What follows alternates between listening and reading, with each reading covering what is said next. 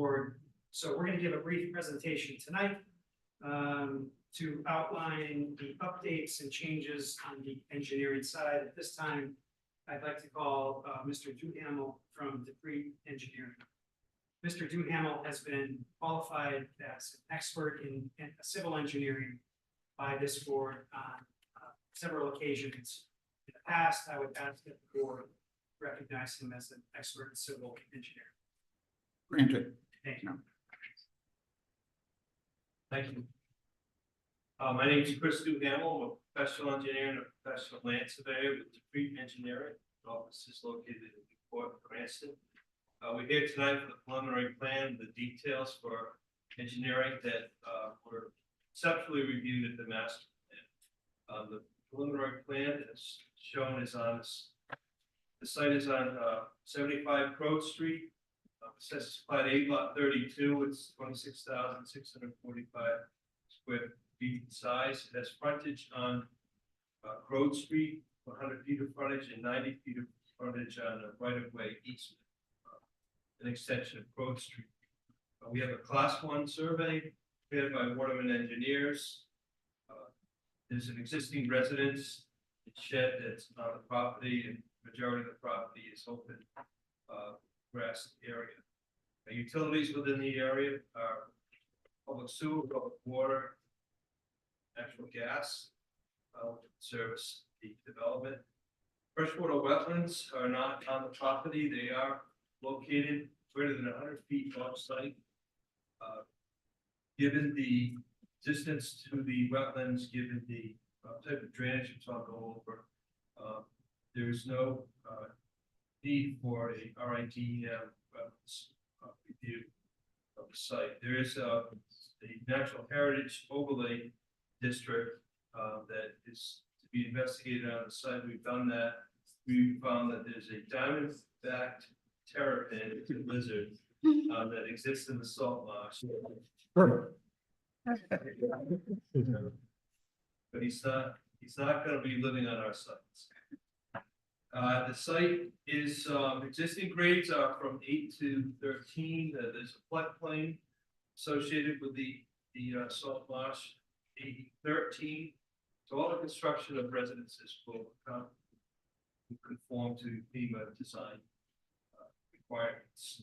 Soils on the site are 18 inches to the far west to 48 inches of Merrimack urban complex that is suitable for development. We're proposing 12 two-bedroom condominium townhouses, 3 of which will be low moderate income housing.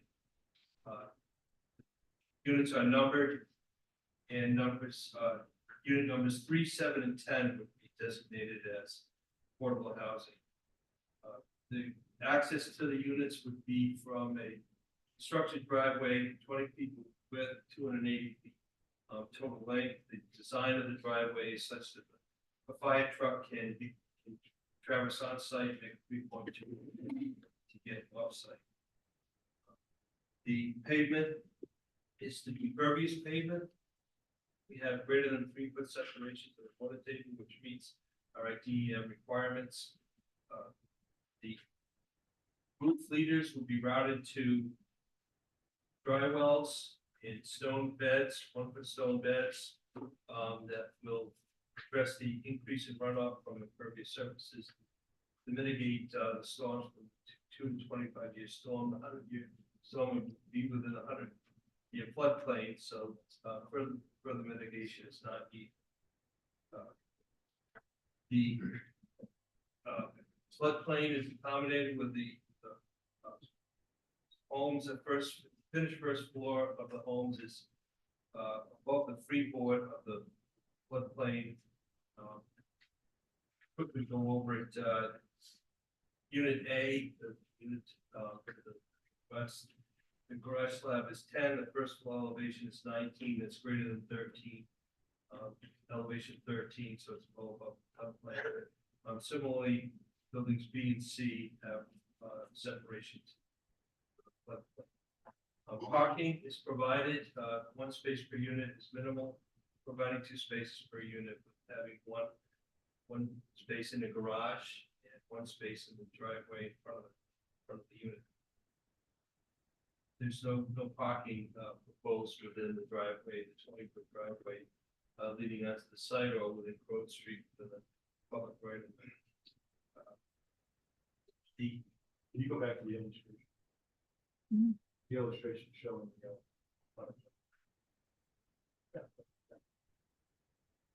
So those show the units orientated for townhouses per building. And in the interior unit would be designated as low moderate income. And the units, low moderate income units will be built in the same fashion as the market rate units. The lighting for the site is not, no additional lighting or street lights are being proposed. There will be downshielded dark sky lighting on the outside of the building. The sewer, if I could expand on what Brett had alluded to in Mission 6, the sewer is designed to be to meet the water and sewer requirements as reviewed by Woodard and Curran. One of the requirements prior to the design was to flush the line out and camera the line, just to make certain that it has the capacity. The capacity is there, but there's 3 different areas that require repair. At least 2 of the areas are down upgraded from where we're tying in, and there's 1 area that's downgraded from where we're tying in. So we're going to work with the sewer authority to fix that, at least that 1 area tying into. But, it's all gravity sewer. There's plenty of capacity.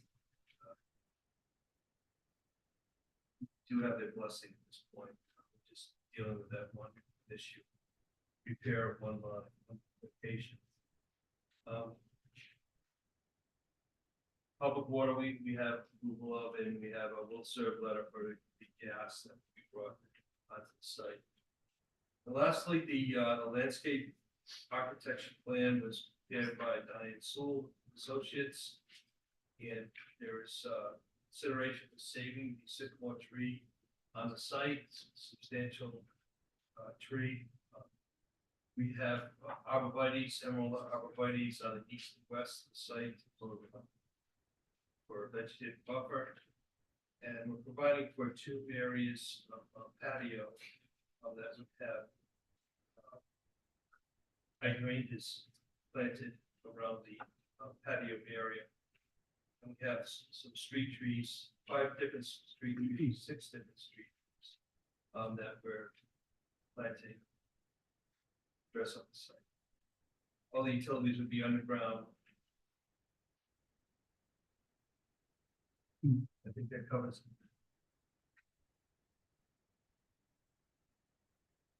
it. Any questions or concerns from the board? So Herb, I have one for you.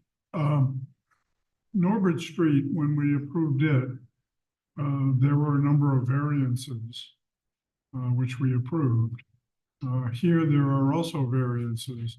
Do you see any problem with the variances at Norbert Street? In retrospect, there were. So do you see any of the variances as being problematic? So as it pertains to this particular development, I'm not going to talk about Norbert Street and the No, I- successes or that from that standpoint. The particular waivers were granted as accordingly, and things are being built. For this particular project, the waivers that they're seeking are necessary in order to carry out the development that they're proposing.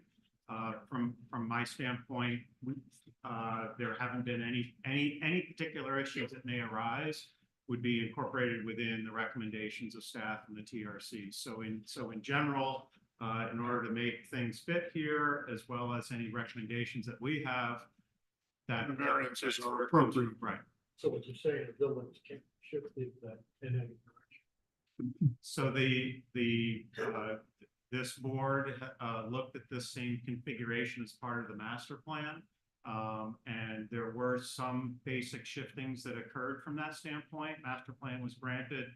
So this particular review is carrying forward that master plan in terms of what it was. So if there are discussions to be had, you may have that, because technically, this is being reviewed under the new comprehensive permit law, which does not have master plan as part of its thing. So there's technically the courtesy of the review of the master plan granted them some insight, but there is no vested right that carries it forward. So I think it would be fair to say that they could have some discussion on that, but it would be the group as a whole in deciding whether there was something that needed to occur with regards to moving a building or what have you.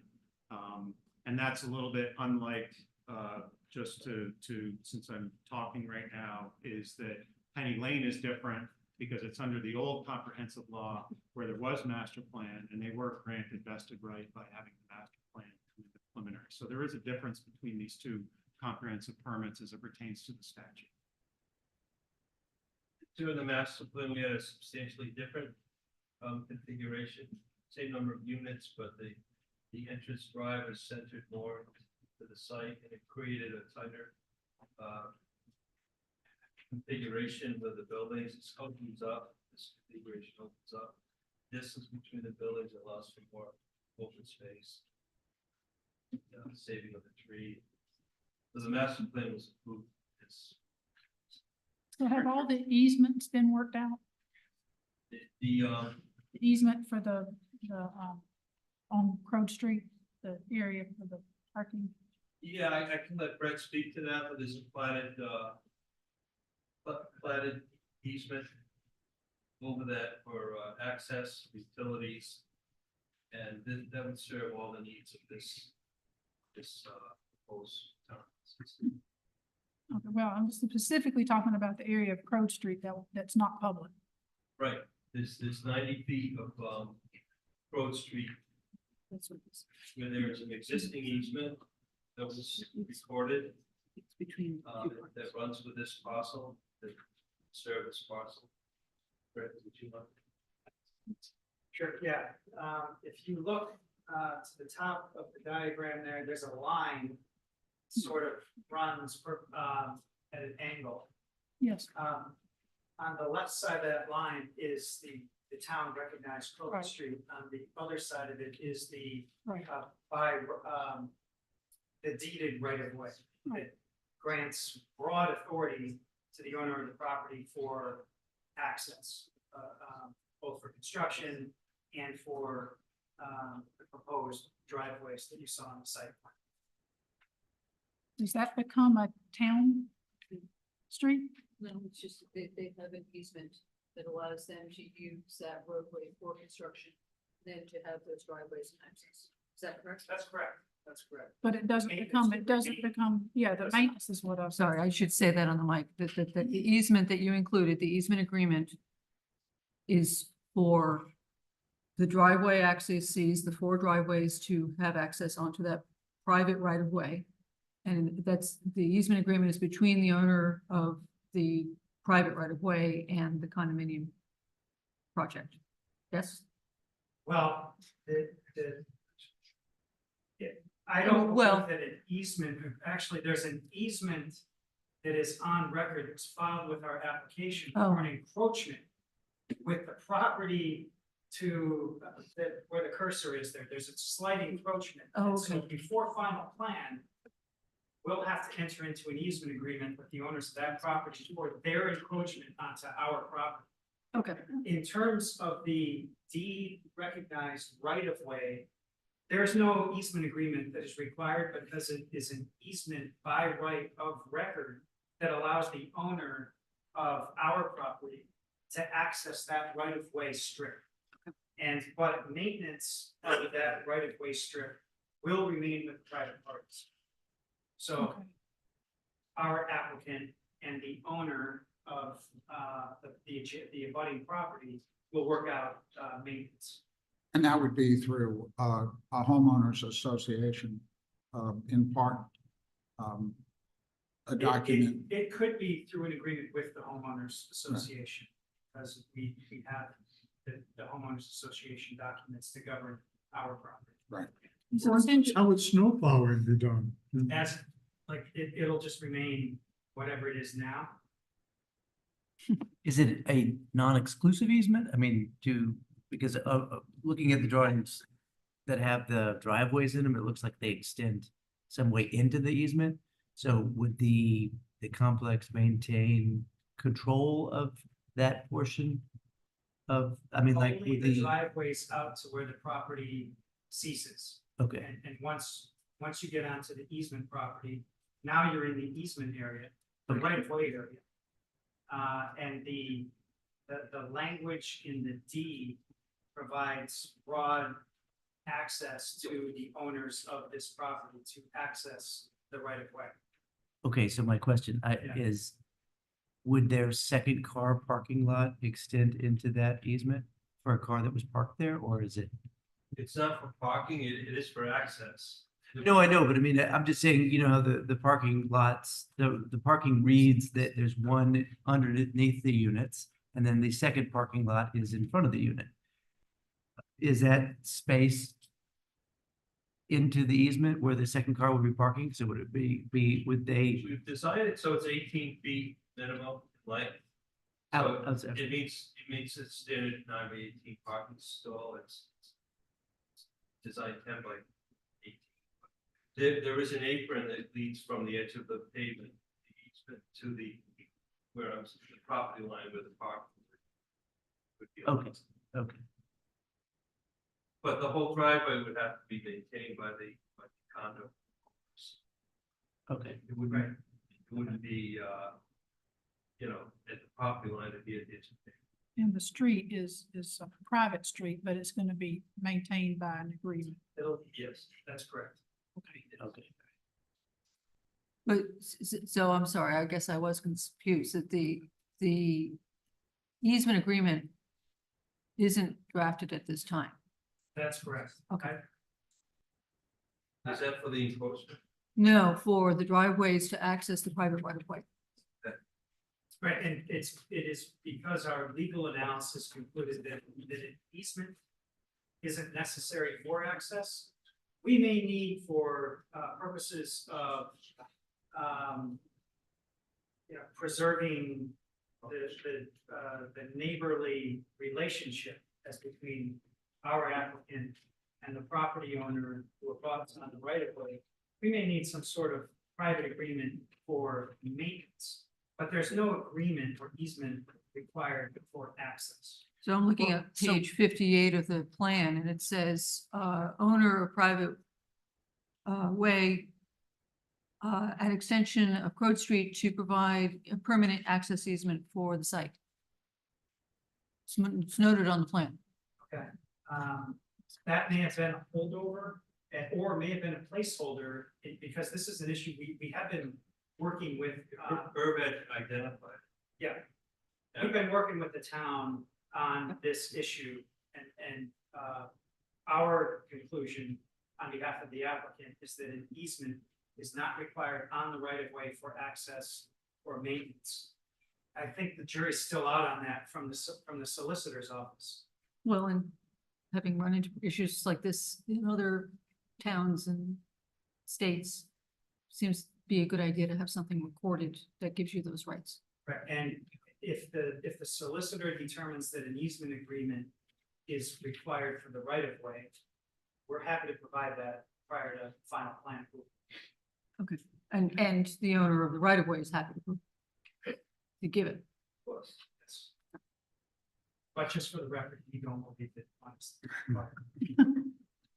So just for my better understanding, so there's nothing that would prevent the owner who has granted the easement or the right to also use that property and to essentially park across the front of the driveway because they own the property and they have access to it as well. That's what I was like, you know, I mean, if it's owned by one party and they can control it exclusively, then it can operate as a clear and defined ingress egress. But if it's like jointly owned, I don't know how you can prevent the other owner from parking partly on it as well. I was just. Yeah, I think I know what your question is. I mean, the right of way was granted through successive deeds that date back to 1936.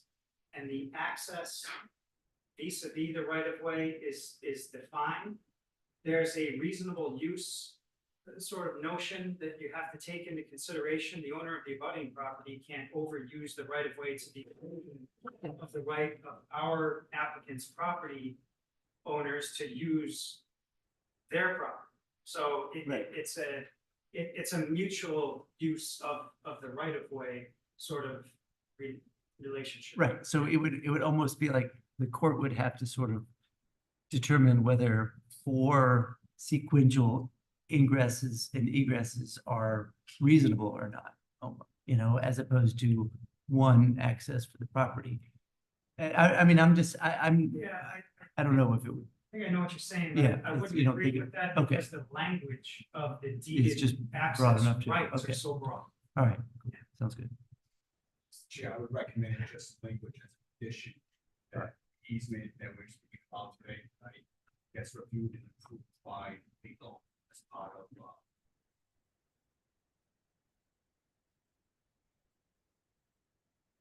Anything else from the board?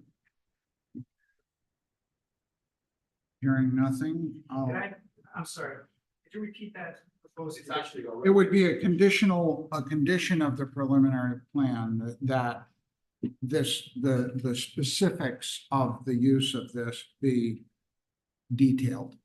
And that's what it is. Yeah, I just want to, for the record, I think what we would agree to is a process with the solicitor to determine Yeah. if an easement is necessary. If it is, we'll draft it to their satisfaction, but if we can all agree that it isn't. It isn't, yeah, it's a matter of an agreement with the solicitor, one way or another. As a condition. Is there anything else that you'd like to say before we open it to the public? No. We're Um, happy to answer any additional Yeah, questions. but it sounds like the rest of the board is there. So I'd make a motion to open the public meeting on Crowd Street specifically. Second by Mike, all in favor? Aye. Is there anyone here who would like to speak to this? Okay, hearing nothing, I'll make a motion to.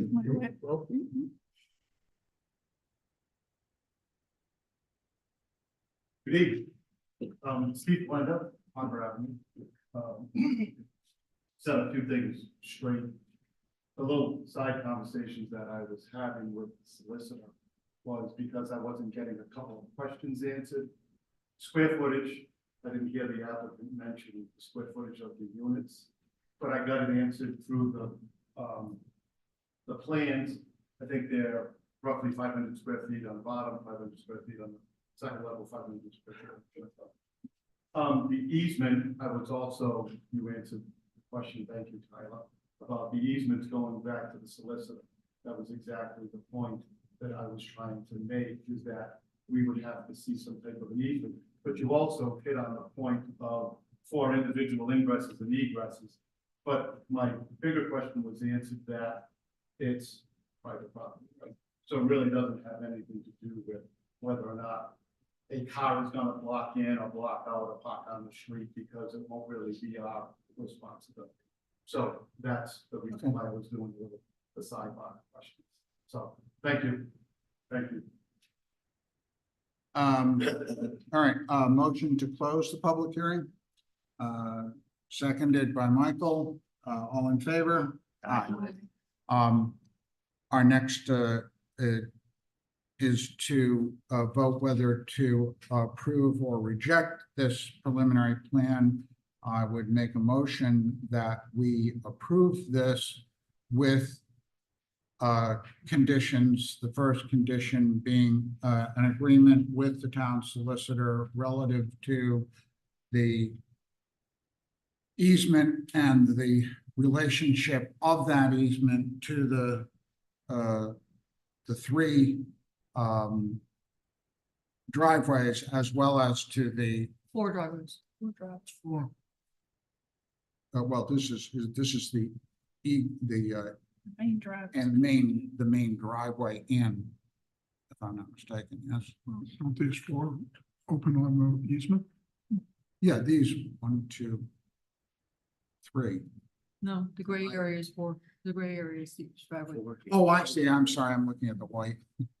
Okay. Yeah, it's like an MC Escher thing. Okay, so it's the 4 driveways that would be, that the applicant would work out with the solicitor. Obviously, there's a concern there in terms of, you know, liability, I would assume, and town responsibility, but, you know, that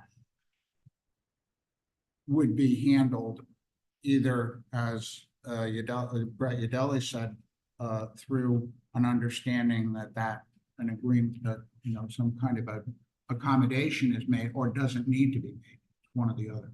Mr. Chair, I would just broaden that to say, review and approve and work with applicant's attorney, all legal documents, including what you just spoke of, but also like condo documents, et cetera. So kind of make that a little broader in terms of all legal Okay. documents for review and approval along with applicant's attorney. Yeah, the condo documents or the homeowners association is another, you know, key one that I'd like to call out in terms of all of the documents. So this one, all would be reviewed and approved, all of those legal documents, specifically this easement matter and also the homeowners association, because this is a concern in terms of ensuring that trash gets picked up, that, you know, snow plows are handled, that there's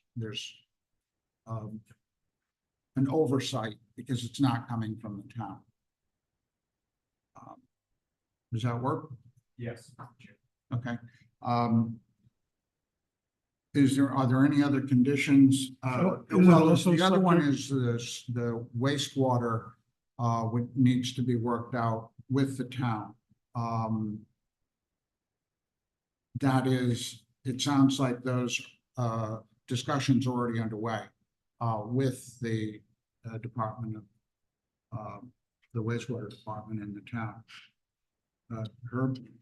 I would just recommend that you have an additional condition that essentially says that the town recognizes that there are compromises in the existing sewer line pipe, and that before final plan approval or as part of the final plan application, that those issues be worked out between the staff, including its engineer, and the applicant team, and as necessary, any legal discussions that the solicitor needs to have with the applicant's attorney. So twofold, one being the kind of bricks and mortar, and the pipes and Yep. connections, and the other being the legal documents that would certify that.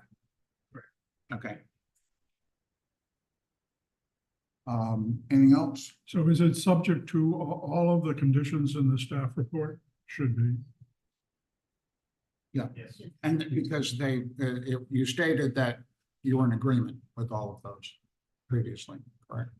Yes. And could we make it as final, the responsibility of the planning department, however it exists? Under the new law, the default is final approval goes to the town planner, unless the applicant asks for a waiver of something of the required documents. Is Again, that the it's default discretionary. position?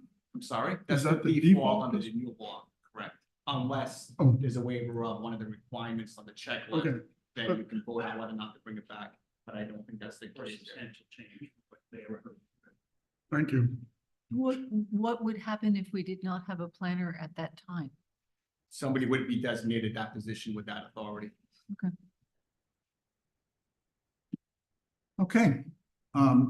The meeting, also the conditions, just the conditions for approval, are they relevant here as well? Because it is a comprehensive permit, but we want to make this within those conditions as well, that it does not interfering with the 8 conditions that. Correct, so the findings that the board is making a determination on is on all the evidence, all the testimony, the full record. And on the Rhode Island General Law 4553-4, that makes all positive findings, and I'm assuming you're going towards approval of this based on the evidence on the record. Right. Do we need to state those findings? You could, yes. Why don't you do that? Sure. In the mellow tones.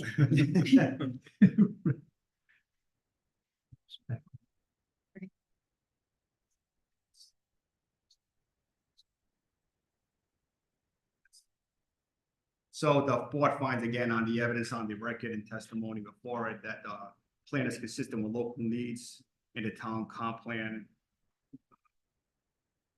It's compliant with the local bylaws, zoning, subdivision, application, proposed development would adhere to any condition of approval imposed by the planning board, along with any waiver they may grant, could be found in compliance with the town's local regulations. As proposed, each of the 3 buildings contain 1 affordable, thus the units are integrated throughout the development and compatible in scale and architectural style to the market rate units. Also, the affordable units will be built and occupied prior to or simultaneous with construction occupancy of the market rate units. There's no significant negative impacts on the health and safety of current and future residents of the town, including but not limited to circulation of pedestrian and vehicular traffic, provision of emergency services, sewage disposal, availability of water, adequate surface water runoff, and the preservation of natural, historical, and cultural features that contribute to the attractiveness of the community. With it enhanced to all the conditions that are listed by this board today, approval imposed by the planning with the project could be found to have no significant negative impact on the health and safety of current or future residents of the town of Warren. It does have access to a public street as discussed and explained by the applicant.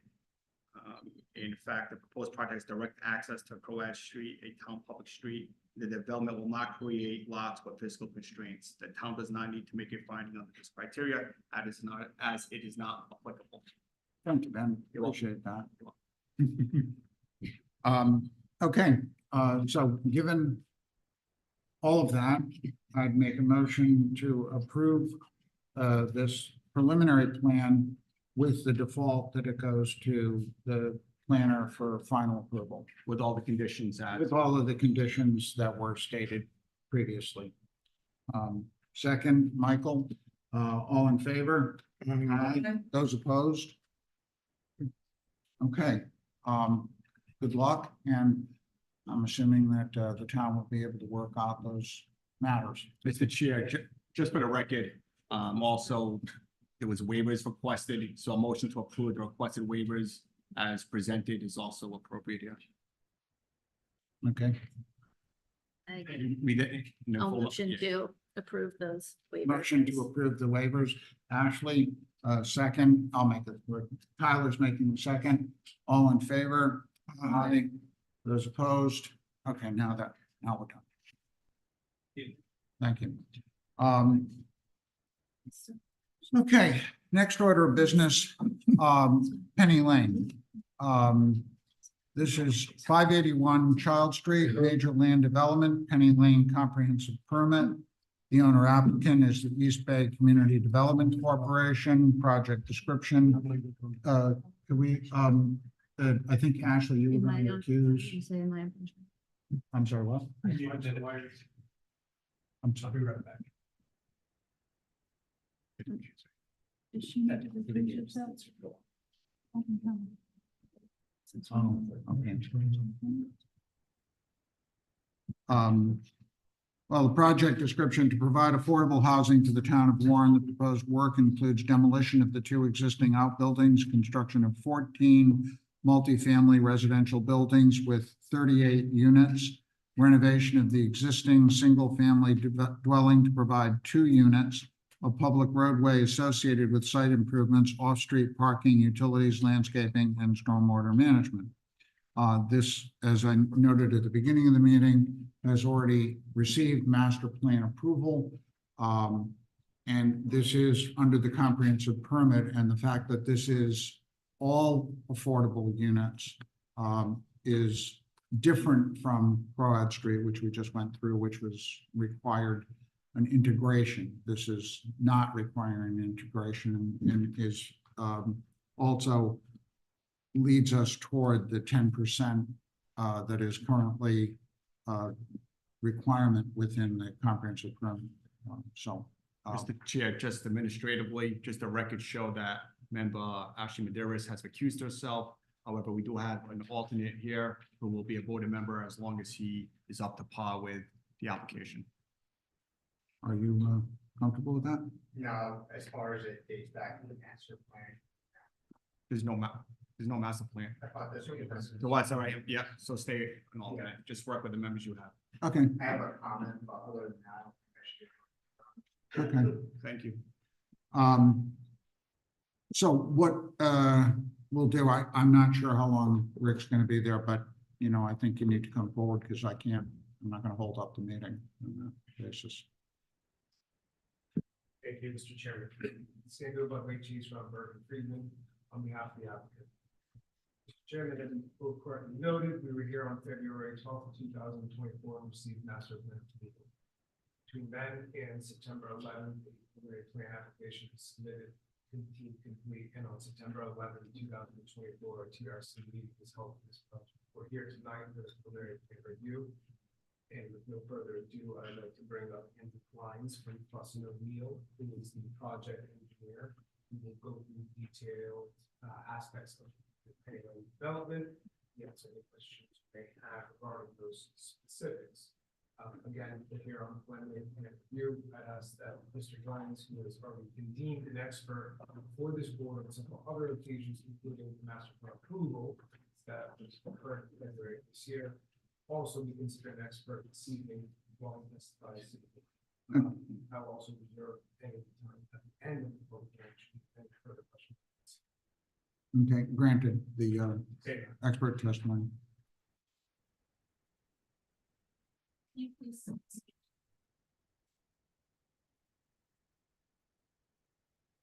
Good evening. My name is Andy Glines. I'm a professional civil engineer working for Fussin O'Neill and a site civil engineer for the Penny Lane project. Since we were previously here for master plan approval, we've been refining the design, meeting with permitting agencies, as well as held our second TRC meeting with town department heads. We are requesting the same waivers that we previously had under master plan. No changes to the waiver requests. And as the staff report from the town planner mentions, he's recommending approval of those waivers. Minor design changes that we made since the master plan include road alignment shift, where essentially we are now centering our proposed road intersection between Baltimore Avenue and Milwaukee Avenue, which gives us more sight distance from those existing intersections, as well as mirrors the similar road layout and adjacent neighborhoods on Child Street. We understand that the town planner is making a recommendation that that road alignment be shifted and aligned with Baltimore Avenue, which ultimately that decision will be up to the state DOT. We have prepared our physical alteration permit, but have not submitted it to the state yet. But we will include in our submission to the state note that the town planner's recommendation is to have that alignment closer to Baltimore Avenue. Our professional transportation engineers are still recommending the layout that we currently have shown, centering it between the existing intersections. It's more in line with the town regulation as well, where they typically require 125 feet from the intersection. So we're meeting that requirement as much as possible with the existing intersections. We also have changed our curbing approach. Previously during master plan, we were proposing a bituminous concrete berm. Now we're proposing a combination of precast concrete curb as well as cast in place concrete curb.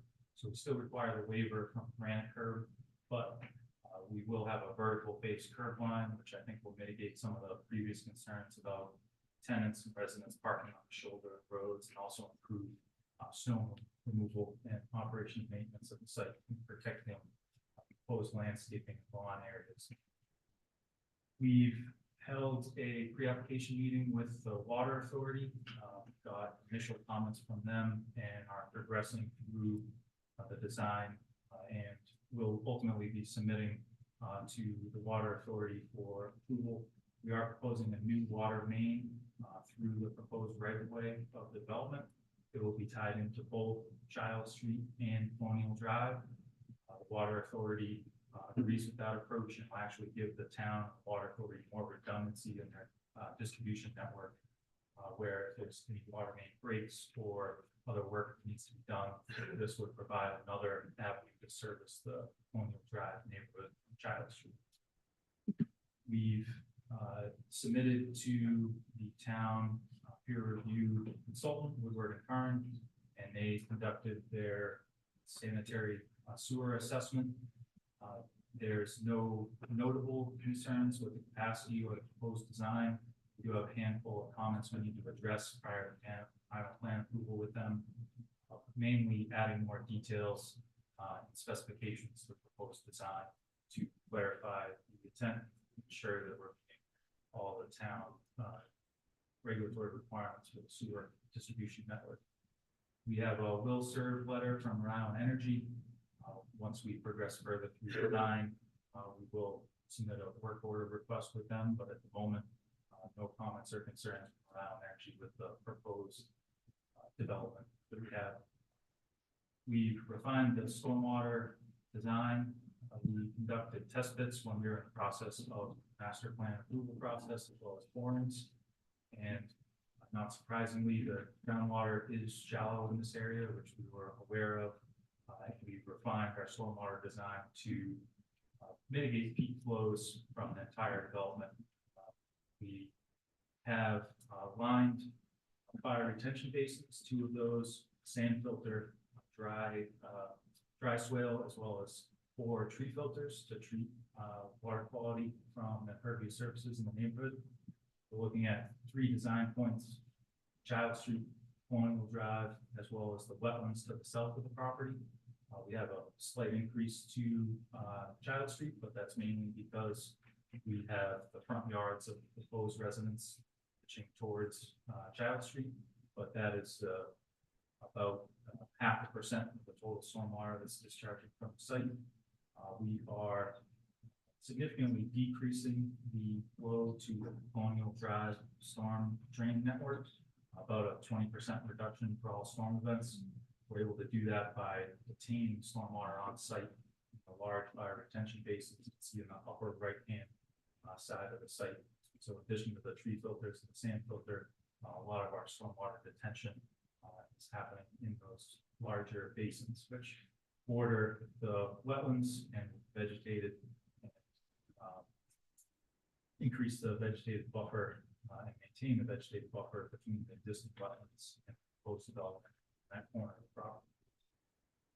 I can certainly elaborate in more detail on any of the technical aspects of the project. I think that covers the main items that have been progressed since the master plan submission. The basin that's there, that's a grassy swale. So we're still working through with our landscape architect, the final planting on that. It would definitely be lawn, most likely with some plant material, shrubs, and other plant material that doesn't mind getting occasionally inundated with stormwater. So right now we are designing it as a fire retention basin, which would have a organic filter media and plant material. Like a But rain ultimately- garden? Excuse me? Like a rain garden? Yes, correct. So a larger rain garden, is a good way to describe it. And we have prepared our submission to CRMC. Again, we haven't submitted to that permitting agency yet.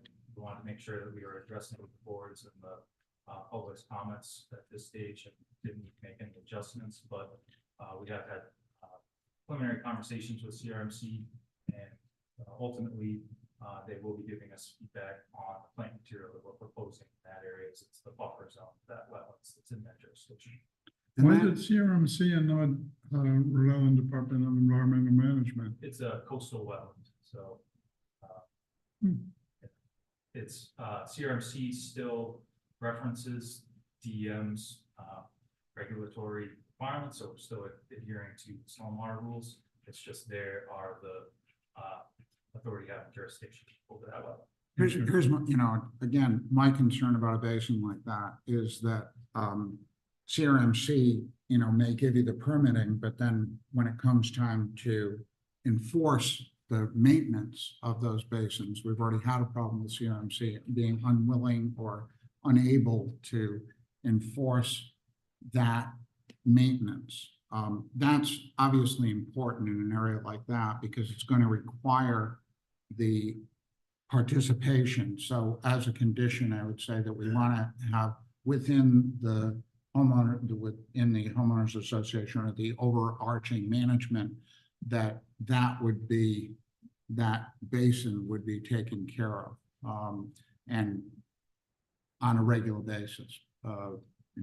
We've had situations where there's been clear cutting from somebody. I mean, this is slightly different because it's not privately owned homes. Yeah, go ahead. You want to? Good evening, Mr. Chairman, members of the board. Frank Spadella for East Bay CDC.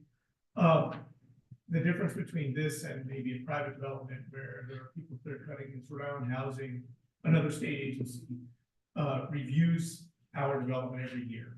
They have an annual visit. Not only the apartments, they inspect the facilities, all of the engineering to make sure it all works. There have been some homeowners or some property managers that have been cited because there were leaves on the ground that fall by Rhode Island Housing. So they are very stringent about how we maintain the property, and that should address any issues. Okay. Yeah.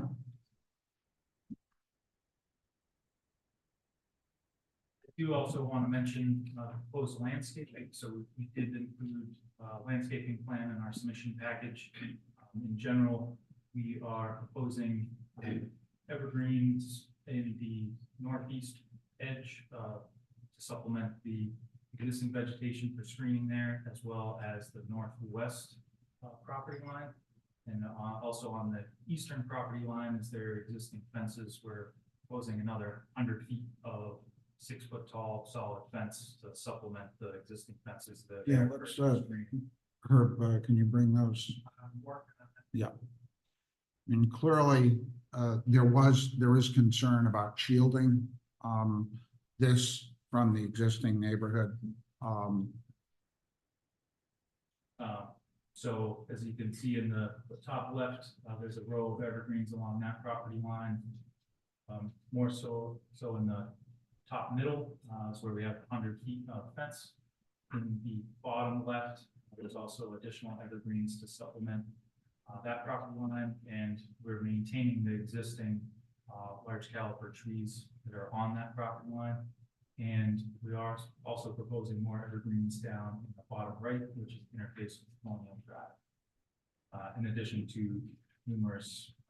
What is the fence in the top middle? So it's, I guess, it would be a 6-foot tall solid fence. The actual material we haven't selected yet, but it would be a opaque fence for solid screening along that edge of the property. And the height of that is, 6 feet. I mean, Can you make it 8? well, or the other possibility is the fence plus an evergreen shielding. So for that particular location, we are proposing a fence. I certainly discussed with the applicant team and ownership if they want to supplement that with addition of plant material.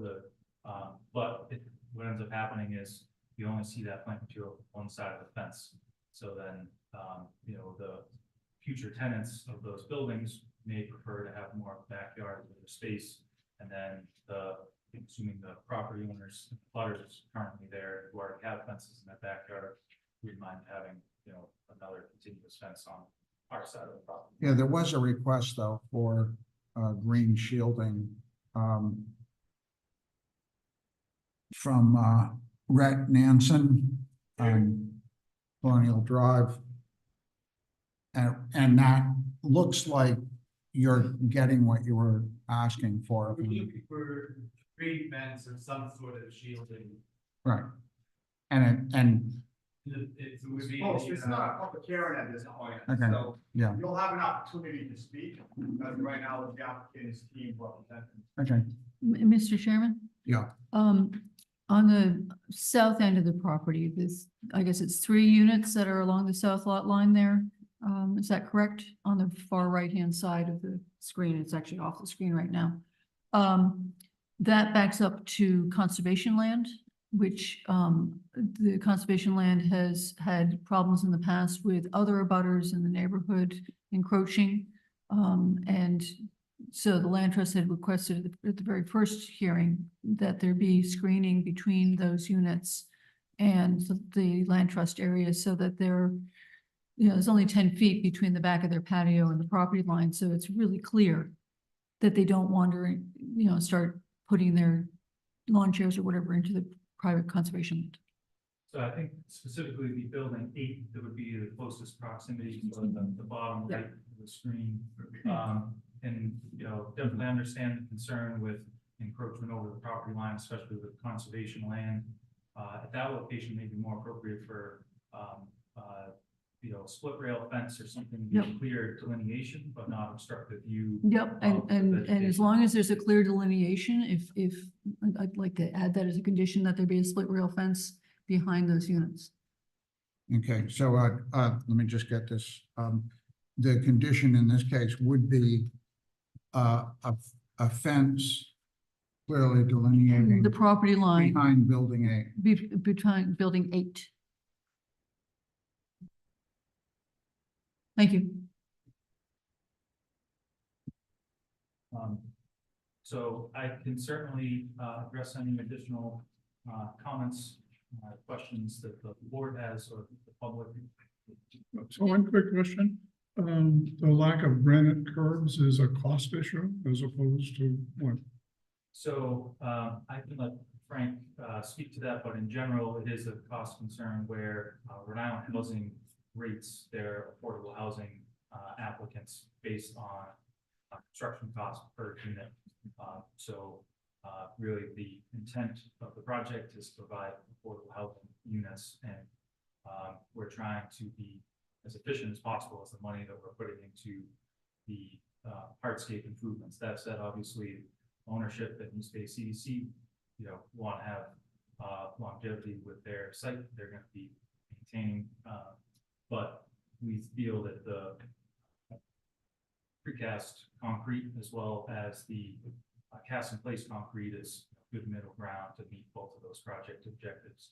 And also constructability wise, where we do have a sidewalk directly abutting the parking spaces, what's called a monolithic concrete. So it's actually poured at the same time that the sidewalk is poured, and it's hunched down. So it's one piece of concrete to create that vertical curb line as well as the sidewalk. So the How high concrete, is that? It'd be a 6-inch curb reveal, so standard curb. Standard curb.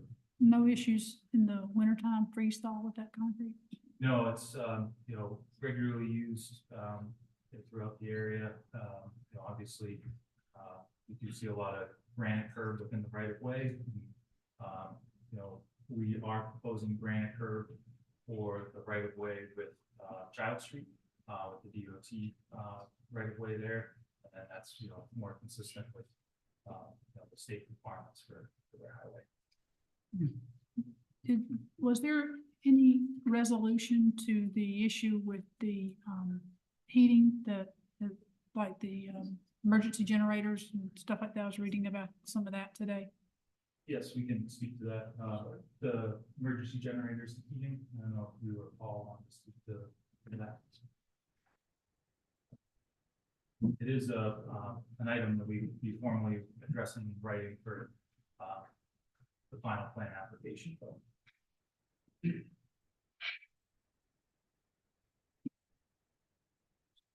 Same with my way up, yeah. So, excuse me, never give up, guys. I think you're referring to finding 8 in condition 8 in the TRC staff recommendation. We are reviewing this finding in a condition. I can tell you that I have searched high, I searched low, both in the state and local building codes, as well as the regulations associated with this development. I can't find the basis for this condition in law right now. Spoken to the solicitor on this, and from a logistical perspective, we have determined as part of the immense amount of planning, development, and engineering that what we have in place for the present specification that we submitted with this preliminary plan review, that what is being proposed meets the needs of the residents in this development. What I can tell you is that the condition said that as part of any final plan submittal, the applicant and its development team must submit reasoning and explanation on this issue. We are committing to doing that as part of our final plan application. So we will address this issue as required in this condition for this development. Tonight, to speak to that issue, we have only given the staff recommendation in TRC for this condition in writing this past Friday. We're not able to speak to the underlying substance this evening. But we will meet this condition as part of our submission for the final plan. So these homes, they're on slab foundations? Yes, so no sump pumps? Nothing like that?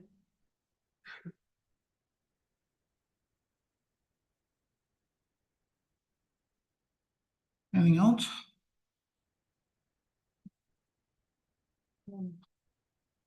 The property has stone walls around its perimeter. I assume none of those will be disturbed or affected. Very happy. So to that extent, behind building 8, there already exists a stone wall. And so the stone wall actually acts as the property line between the subject property and the conservation land that you spoke to earlier. So one, I know that we as a development have agreed to potential fence. We would not want to disrupt the integrity of the stone wall. If the stone wall is, you know, a rubble wall that's not providing adequate boundary identification, I would still like to have some kind of Understood. fence inside of that. And we're happy as a development to work with the planning team and the final plan. The only thing I want to note is that if that stone wall is the property line, disruption of the stone wall itself Doesn't make sense, no. doesn't make sense. So I don't want to agree on behalf of the development to take down the stone wall. No, But if- we would never ask that. So that would be. If the wall is sufficient to indicate a boundary line, that's great. If the wall is fallen down over the generations, then if there could be a split rail fence on the interior next to the wall, that would be great. Yeah, again, from size and perspective, Mhm. the count, layout, impervious, impervious surfaces here, we will do what we can with the Right. planning department. Anything else? No. Okay, I'd make a motion to open up the public hearing.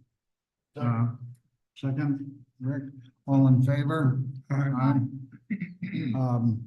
Okay, anyone from the public want to speak to this? You state your name and address and then read on. Good evening. Joe Rodriguez, 44 Fruit Drive. My backyard is about 50 feet wide and boundaries with Penny Lane. Right now, my backyard probably 6 inches higher than Penny Lane's property. So I'm thinking, I assume when they start building these buildings, they're gonna have to raise these properties in order to do foundation, whatever they have to do. And then right away, the backyards will be higher than my property, my backyard. Okay, so what's gonna happen when it starts raining and you have storms and all the water floods my backyard, it goes into my house. If I have a problem, where do I go to? Who's gonna be responsible for? And what they gonna do to prevent that? Yeah, again, I think, we could have a response from their engineer. I can address all those comments if you have more. I don't want to interject. I can address that one comment.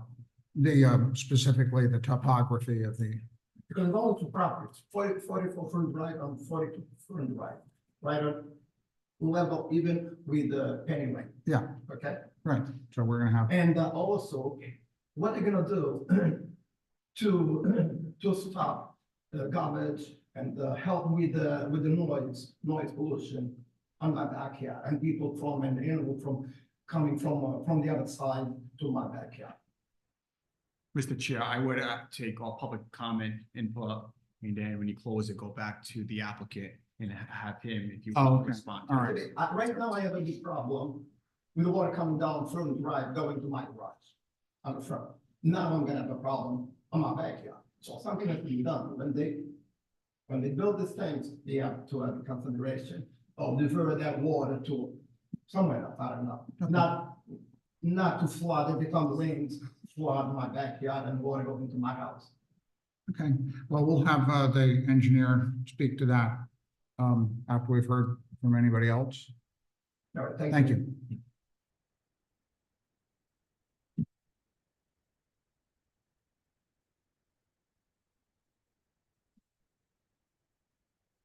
Hi, Red Hanson, 25 Colonial Drive. I just wanted to kind of reiterate what he was saying. I had sent in a letter previously at one of the meetings Yes, I'll about make that. requesting a green fence to help, shield the neighborhood around Penny Lane from, visible, I don't want to have to look at apartments. I bought a house looking at a farm. And that would at least make it a little bit more agreeable. But I was also concerned with the fact that they're covering a large portion of this wet farm with houses and concrete. What are their plans for mitigating all of this water that's now going to be running off into everybody else's property? They had a area over in the southeast corner that we was talking about. But there's a lot of houses that don't have direct access to that location. So how are they going to deal with the water, like you said, running straight into people's houses? I have a basement that's dry right now. And when it rains heavily, I can look out into that farm and see standing water in the field. What's going to happen when they cover most of it with concrete? Again, And I'd love to hear. I'd also like to confirm that they are planning the green fence, where the units are close to surrounding properties. Yeah. That would be, very nice to have. okay, That's all. thank you. Thank you. Anyone else? Clearly runoff is the regulations require that the runoff be reduced, not just maintained because of the impervious surfaces that are going in. So, obviously, this is a real concern. I mean, the last thing we want to have happen is for your house or yours to be inundated, and after the fact. So the requirement here on the part of, in this case, CRMC, but also it's in conjunction with the Department of Environmental Management, that runoff be contained and treated. So I don't know if are there any other comments, concerns, questions, statements? If not, I'll close the public hearing and I'll make a motion to close the public hearing. Second, all in Got a favor? question? Shouldn't the engineer speak first before we close? No, we close the public hearing first. So we have a second, all in favor? Aye, those opposed? Get the second. Okay. Just didn't hear it. Sorry. Okay, so we close the public hearing and, obviously the concern is runoff. So a focused response to that.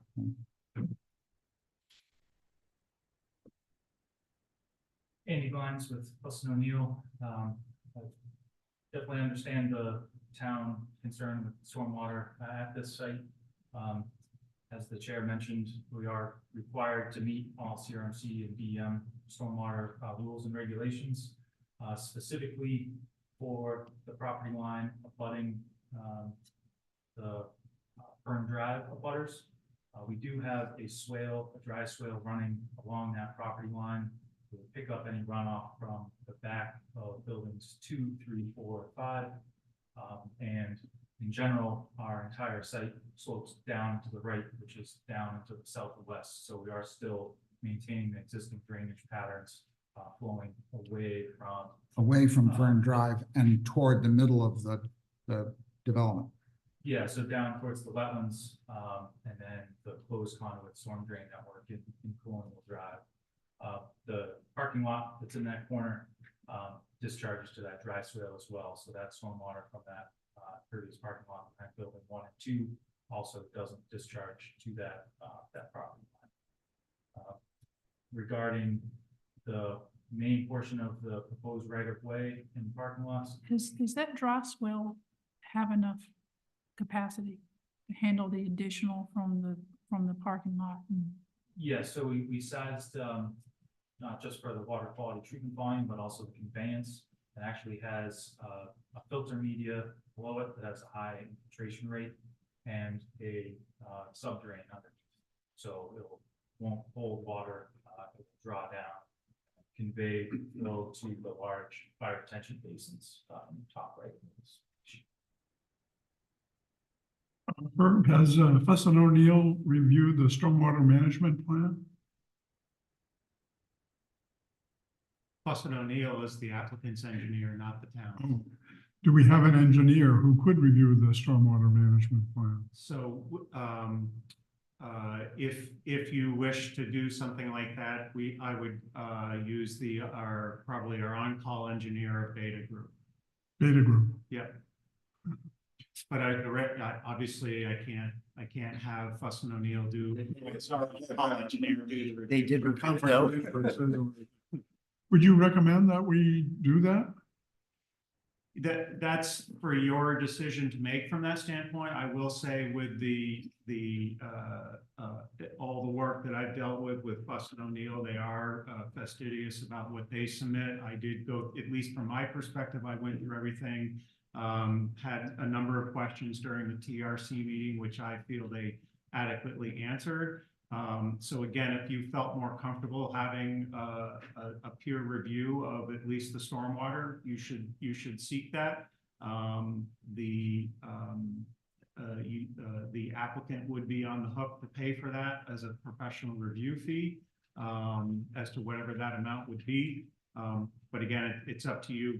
From my standpoint, I think with all the work that Fussin O'Neill has done for the town, that they understand the basic issues that the town faces, including Fern Drive, where there's an existing municipal project that we have some grant funds to deal with that's not on this side of the development, but on the cul-de-sac side of Fern Drive that we still have to finish up.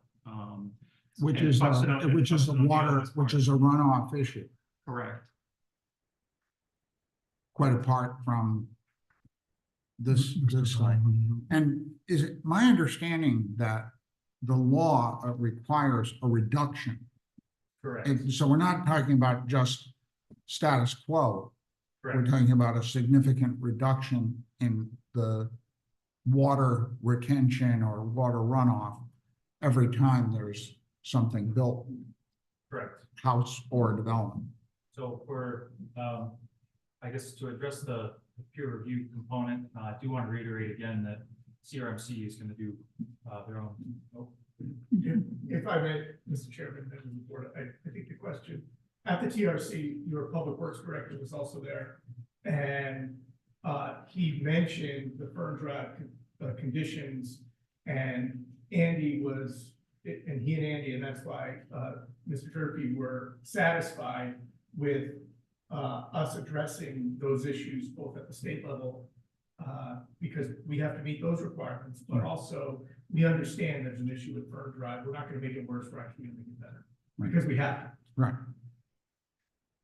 So that's, I mean, that is clearly important. I mean, I know there are places in town where that level of attention did not take place. There's one in my own neighborhood where it floods because this was not in place when those things were built.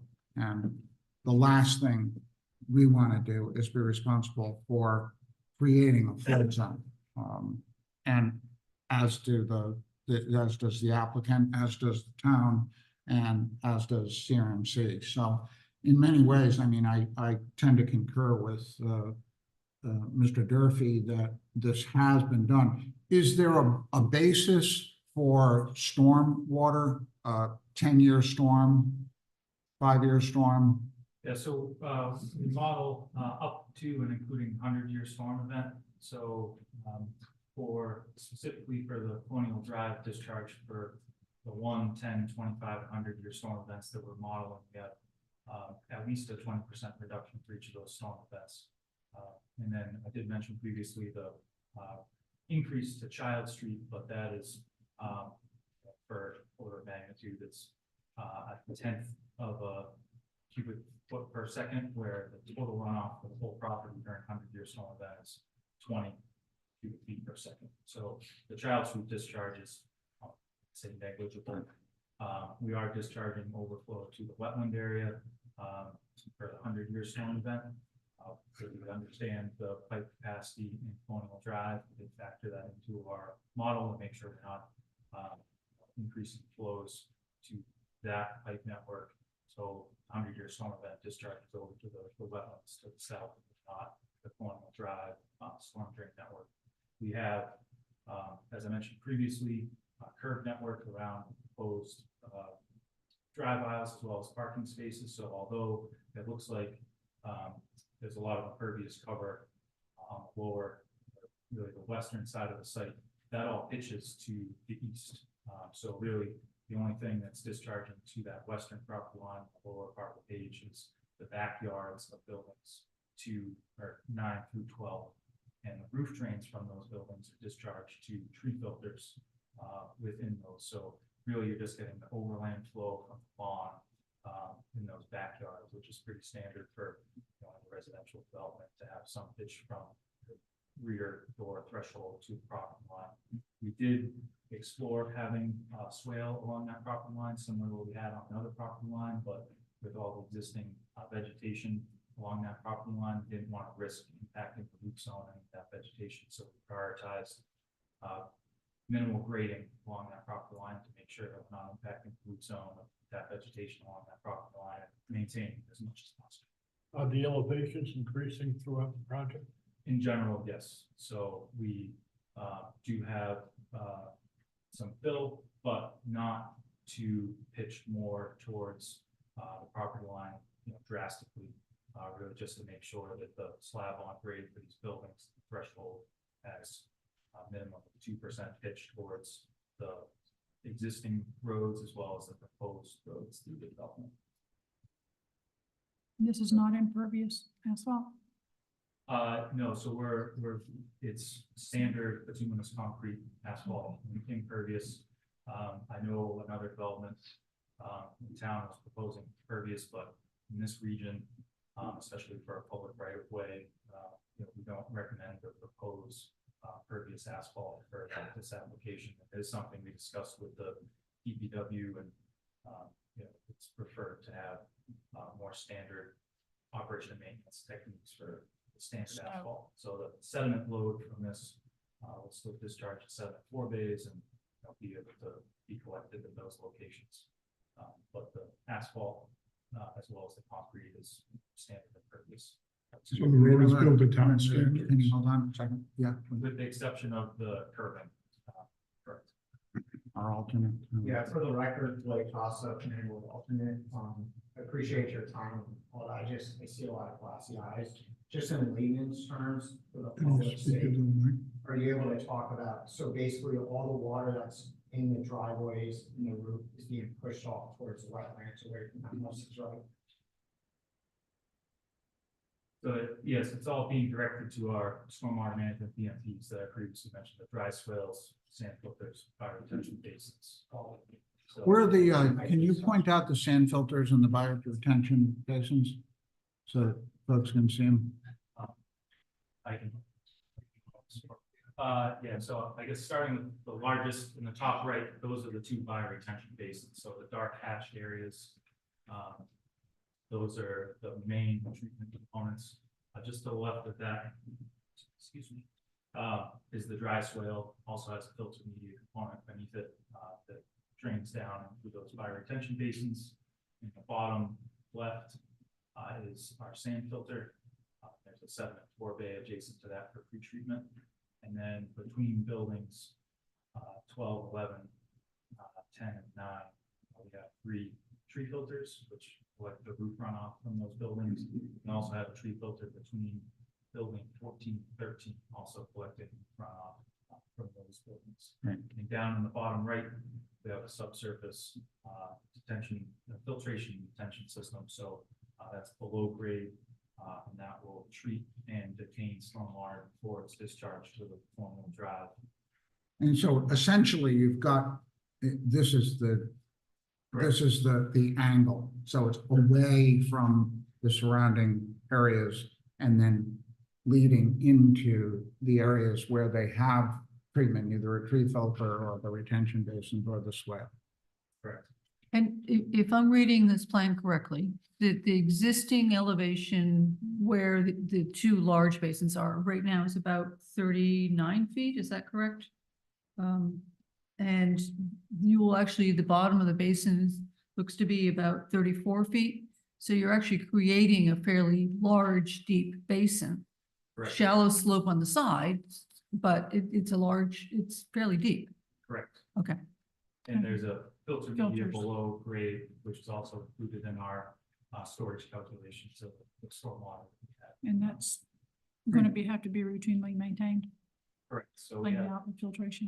operation maintenance plan that we prepared and submitted to the town, which will also send to CRMC. And then that will be part of the maintenance agreement between ownership and town on the aesthetics of maintaining these PMPs, which we previously discussed with DPW during the master plan, TRC, as well as the preliminary TRC. And as Frank pointed out, I think one of the important things here is not only the agreements with the town, but they're being held also to a higher standard than a private developer would be by Rhode Island Housing on an annual inspection. So this is, in many ways, from a runoff perspective, as good as it gets and better than a lot of the places that would be private, because there is the second agency essentially holding the management accountable to maintain it. So It's a state agency? One question, the rear of the houses on Paul Court, that's almost sort of southwest of the spillway on the large basin, which is in the middle of the property. There's houses on that, Colonial Drive runs into Paul Court. Would water go that way towards the rear of those houses? If it goes over the spillway, would that increase water in that area at all? I was just curious. So we're reducing flows to that property line, and the overflow from the sand filter as well as the tree filters and the subsurface infiltration system is piped in the storm drain network. And then we do have overland discharge to the wetlands, the right, the south end, that's discharging to the wetlands of conservation. Okay. Just for curiosity's sake, what's the elevation of the water tables? So it varies based on the test pits we did. It's as shallow as 5 inches to 32 inches, but that's why we have so many small EMPs for this site. So we're trying to treat it in a series of stormwater treatment practices, so that we're not concentrating flows at one individual location, and then we have a liner, impermeable liner on systems, so that the systems aren't going to be built to meet is not going to be intercepted by groundwater. So we're really getting our mitigation through detention, slowing that travel time of runoff from the site or discharges offsite. Great. Thank you. Anything else? Herb? Totally off topic, but still within the bounds of this development. Wonderful. There's one thing that I forgot to put in my staff report, and that was that I had recommended that a handicap spot be added to this parking lot right here, because it's where the office, mail, and laundry is, and that if there is somebody that's coming in looking to visit the site, that's the logical place to have a handicap spot. So the applicant had said that that was a good idea. So just as an additional condition to add to my recommendations would be the addition of one handicap spot in this parking lot. Which is Quick question, which is are there all between buildings 13, 14, and 15, just to make it clear. Are there EV charging stations built here? So we have, in that similar location, we have 2 spots that will be EV ready. So we'll have the conduit running to those, and we'll have a house meter. I believe it's in the maintenance building. So we'll be able to have those. We are also coordinating with the electrical engineer to include a couple sleeves of conduits at other locations. So should more demand for electric vehicles be added later, we'll be able to add that wiring and infrastructure without impacting hardscape. Good, cool. All the utilities are all in the ground. Correct. Anything further? Not hearing anything. Our next step is to approve or reject the preliminary plan. At this point, I would have a motion to approve the preliminary plan with the conditions established in the staff report, including, as Herb said, the handicap spot in the parking lot adjacent to 13, 14, and 15. The fence behind it. Potential fence. Well, if not necessarily a fence, but the ascertain whether or not that stone wall, and, quite frankly, to me, that aesthetically, a stone wall would be a hell of a lot better than a fence. Ideally, if the stone, I regret that I don't know what the condition of that stone wall is, but I would think a repair of that would probably be the best means by which you could accomplish what Jenny's asking for, which is, defining and delineating that conservation area. Do we want to add a peer review for the drainage system? A what? A peer review for the drainage system? I'm inclined not to do that, because I believe that, based on the recommendation from Herb, folks, we're talking here, based on the recommendation from Herb, Fuss and O'Neill, a group that we've dealt with, he feels comfortable with those folks. CRMC requirements, DEM requirements. I mean, to me, that would be an added burden economically to a group that is seeking to do affordable housing and has responded very well to all of our recommendations. So I'd prefer not to require that. I agree. I think that, with the law requiring that they not have water, there's absolutely no incentive for them to open themselves up to doing, cutting a corner on it. So I think We build in final review by the planning department. No, well, we could, because this one's not planning by default. On the other hand, I don't see any reason for us to look at it again. I don't see any glaring deficiencies. I don't see anything that's outstanding that would require yet another meeting. So we should put in the motion of final review by the planning department. Yeah, whoever's acting in that. again, this one is slightly different in terms of our conditions from meeting the ordinary requirements, the ones that Ben read. Correct, I'll look and put them on the record, Mr. Chair, if you wish. Yeah, So the board making this motion for approval on the findings supported by legally competent evidence on the record that the proposed development is consistent with the local needs as identified in the local comp plan, particularly for some communities, affordable housing plan, and or has satisfactorily addressed the issue where there may be inconsistencies. The proposed development is in compliance with the standards and provisions of the town of Warren zoning ordinance and subdivision regulations, and or where expressly varied or waived local concerns that have been affected by relief and do not outweigh the state and local need for low and moderate income housing. All low and moderate income housing units proposed are integrated with the development at the adequate scale and architectural style to the market rates units within the project. And will be built and occupied prior to or simultaneous with the construction and occupancy of any market rate units.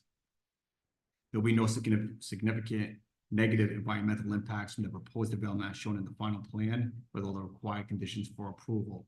And there would be no significant negative impacts on the health and safety of current or future residents of the community in areas including but not limited to safe circulation of pedestrian and vehicular traffic, provision of emergency services, sewage disposal, of the availability of water, adequate surface water runoff, and the preservation of natural, historical, or cultural features that contribute to the attractiveness of the community of Warren. All proposed land developments in subdivision will have adequate and permanent physical access to a public street, and the proposed development will not result in the creation of individual lots with any physical constraints to development, that the building on these lots according to local regulations and building standards would be impractical. thank you.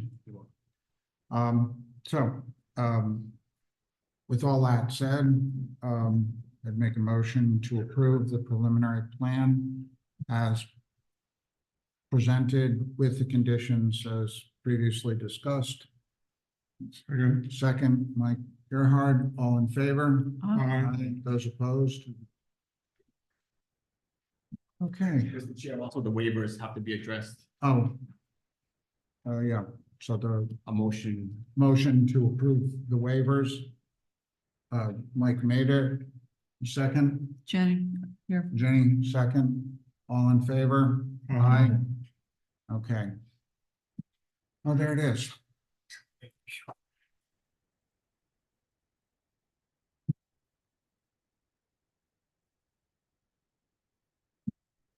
Okay.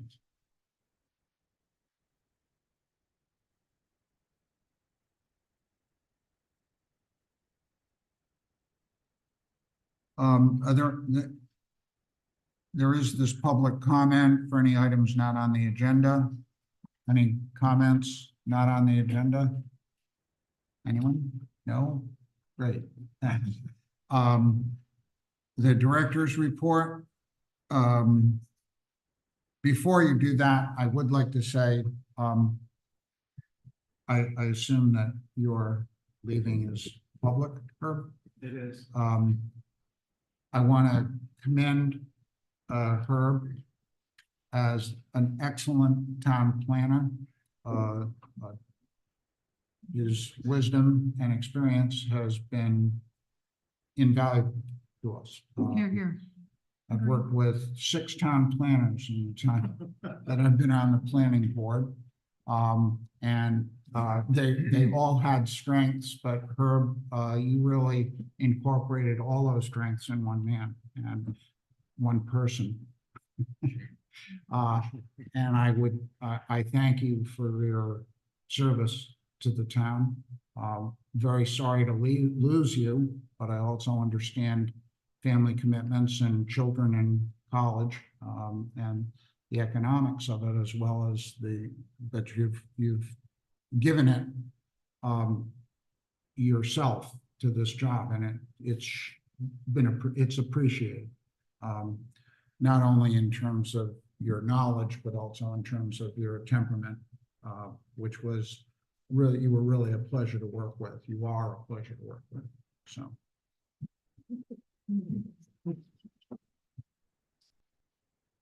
Thank you. I appreciate that. It's not every day you get a thank you, sort of thing, or appreciate that what I try to bring to the table, and those are nice comments and well taken. Thank you. Is this your last meeting or?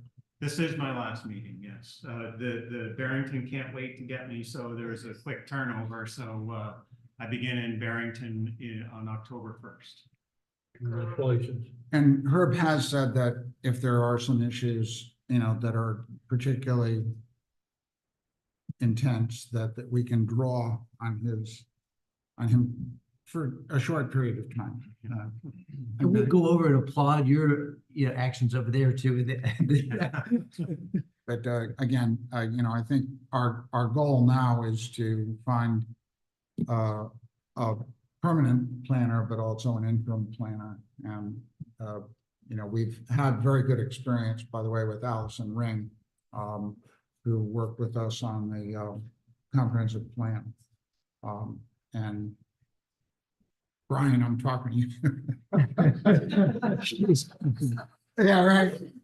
She might be a good candidate. At least I don't think she wants a full-time position, but she has worked very well with the planning board on a very long and grueling process putting together the comprehensive plan. So and worked very well with Herb as well. So I think that could be a potential bridge from Herb to whoever comes in, but tough shoes to fill, dude. You know, that's one of the problems, you know, you do a good job and then somebody has to come in and at least meet that expectation. Can I ask a question? I had brought to you a couple months ago a question about data centers and the zoning bylaw. And I did see that you pushed it up to statewide planning. If the town of Warren wanted to implement a ban on data centers or highly limit their location in town, is that something the planning board takes on? How does that go about?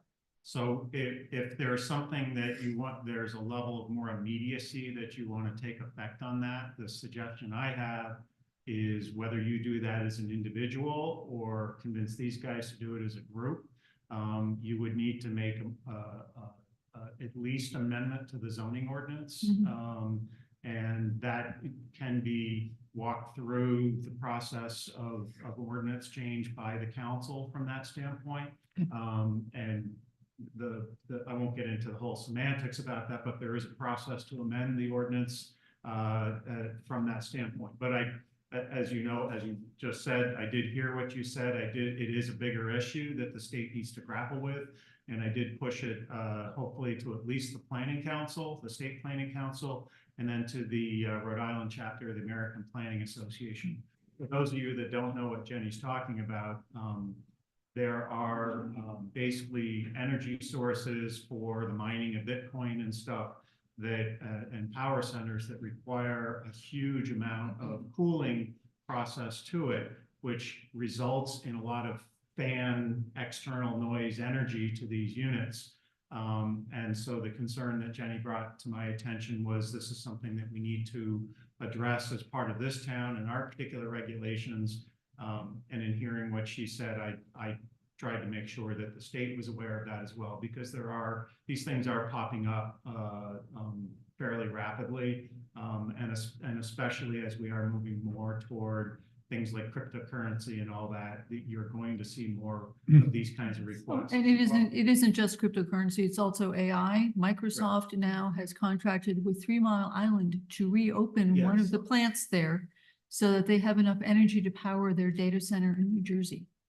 Well, I think that, I mean, this is a good, I mean, I know I agree with you with the noise, but instead of saying ban it, identify locations, this is a big revenue source for us. Like, Yes. we are in a place where we need revenue. As a business owner, I give $300,000 a year to extra. I created so much for that town as a business, and I'm okay giving $300,000 a year.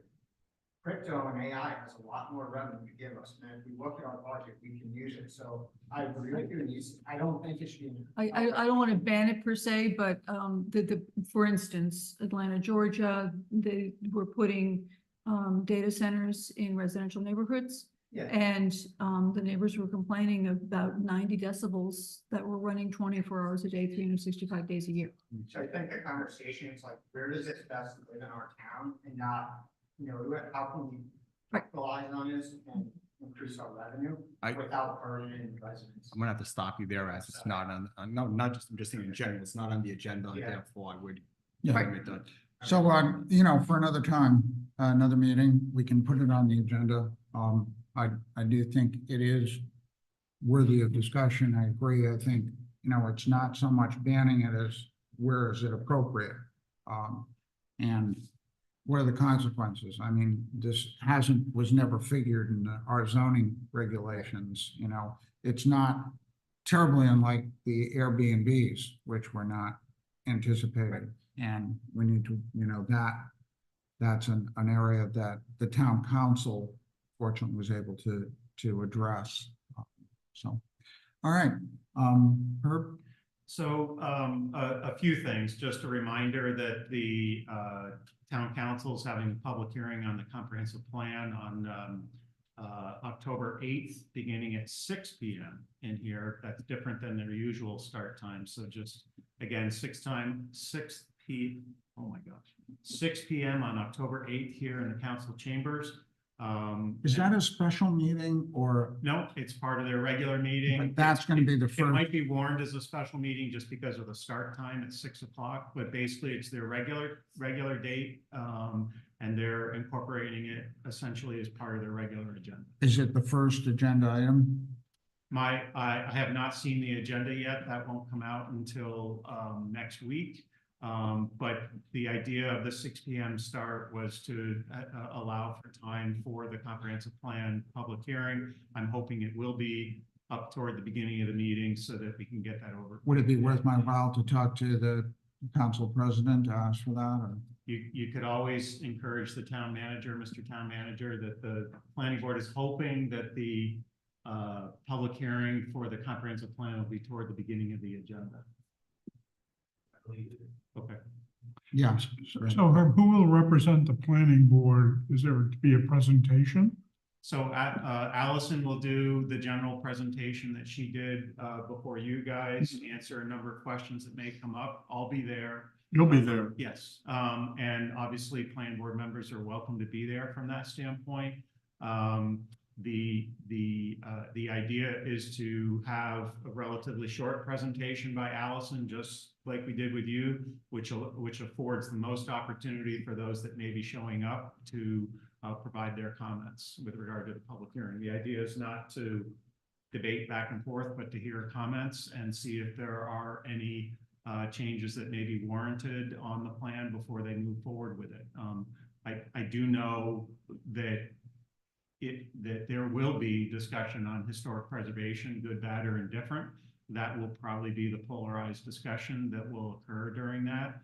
And other than that, I've only heard just, again, a sprinkling of smaller issues, but definitely historic preservation will be in the door. So what is the version that's up on the town website? Is it That's the latest version. the latest Yep. version? And I certainly am planning on attending it. Too. It's a matter of moving this thing forward. After the town council gives its blessing, which one hopes they will, it goes to statewide planning. Correct. And then if statewide planning gives its blessing, it becomes a reality. So. Has there been any more feedback from statewide planning on the elements that have been submitted? We received back all the comments on those remaining 4 chapters that you sent off before it went to the council. So Allison made whatever changes were necessary as part of that and within the bounds of your motion and sending that off.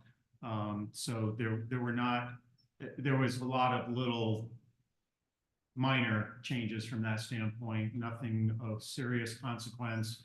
And so she made those particular changes and we repackaged it up for the council. So the council has what you forwarded to them plus whatever comments the state had preliminarily given us input on. So hopefully whatever changes need to be made as part of the public hearing, those will be made. packaged up and sent off. The board can adopt the plan prior to it going to the state. So technically you'll have an adopted plan before it goes off to the state, but the state does the other A word, approval. And it really doesn't take formal effect until you get the A approval. So that's, yeah. Wow. Okay, well, In addition, before you was a flyer for a Route 114 resiliency plan workshop. This next workshop is actually going to be live in Warren. I'll be there. Not only, trying to help Warren out, but also because Barrington is part of that process as well. I would encourage any planning board members to show up for that. This will be an important meeting in that it'll be the first time they'll be rolling out some of the alternatives. The previous meetings that have been in Barrington and Bristol have really been about existing conditions, the identification of the vulnerability areas. But this one, where everything has now been packaged up, they're starting to come out with alternatives. So it is a good meeting to attend. And we will be doing it will be Zoom covered as well, so that we can do a joint interaction with Barrington and Bristol in addition to Warren. And where is this plan? Is it also online? Yes, the latest plan, you can find it going through our website, but it's also, basically our website will pretty much take it to the state website. There is a state designated website. If you just Google Route 114 resiliency plan, that will pop up and you can click and see the basic, the draft report so far and the information. And, yeah, right, thank you. And if you do if you're a QR code person, use your phone camera to do the QR code. Thank you, Terry.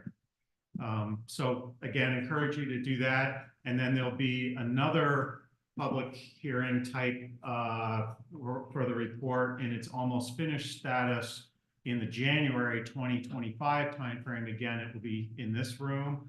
And there will be another public workshop in both Barrington and Bristol, but the ones that are here will be coming up for this particular meeting on October 21st, and then again in January of 2025. Lastly, I finally was able to give you a written monthly report, though it covered, I think, May through almost to date from that standpoint. Not as much meat as I wanted to put in it, because you can tell from looking at it that there's a lot going on. There's a lot I've been dealing with. But if you have any particular questions on that, please let me know. There's been a lot going on, and it's been tough to carry on all those different projects, and good luck, Brian. But he knows I'm trying not to leave him in a lurch with things, that I am trying to make myself available as I can, at least for a period of time, to help him either find new staff or keep him from going crazy on a lot of stuff, because there are some things that are coming down the road. As for instance, we just did learn that Economic Development Administration is probably giving us that $3.1 million for the electrical upgrades to the wastewater plant. And I'm sure Brian's going to need a little insight in terms of like, where the heck is your file, or something along those lines to make sure that we have what we need as we progress down the road for that. Where's Settlers Green? Settlers Green has yet to come in the door. So I don't know I don't have any updated status other than, as I've said for several months now, I know they've been working on it, but it hasn't come in the door yet. What is the clock on that? There is no, so from the they have a while, because the court decision just came out in what, August, September timeframe. So their 2 years. Their 2-year timeframe really begins at the court decision, correct? Okay. There's a little wrinkle in that too. There's a group looking into it, where they've spoken to the owners of the property. Let's not. Yeah. Talk too much about it. Okay, So that's the update that I have from that standpoint. If you have questions on my written report, just let me know. great, thank you very much, and your report was comprehensive and long.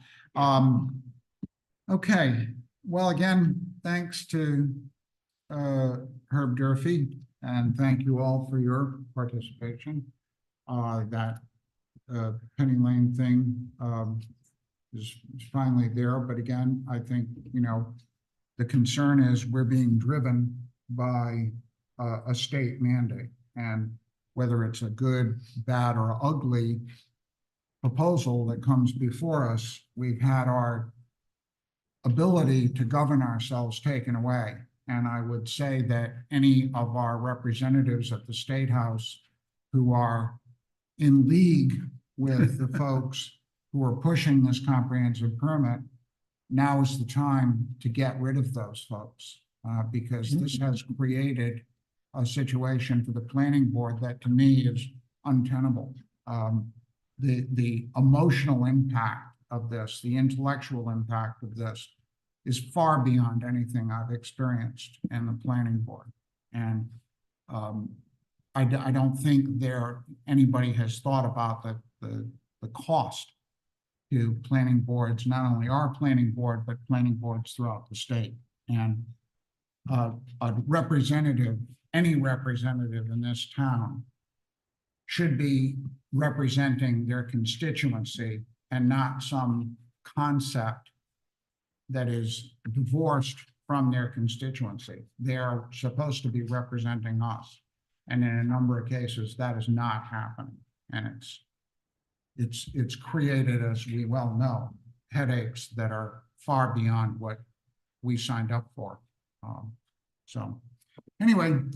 Mr. Chairman, can you just go because we had a little problem up front with the live stream, could you just re-verify for the minutes for tonight, the minutes were approved, and that's what you're looking for, correct, Alyssa? Yes. Okay. Just making sure, because we had a little technical staff when starting the meeting. Okay, are we all set then? Is that, okay, great. All right, I'll make a motion to adjourn. Second, Rick, all in favor? Aye. All right. Wow. Sir. Wow, that wasn't as.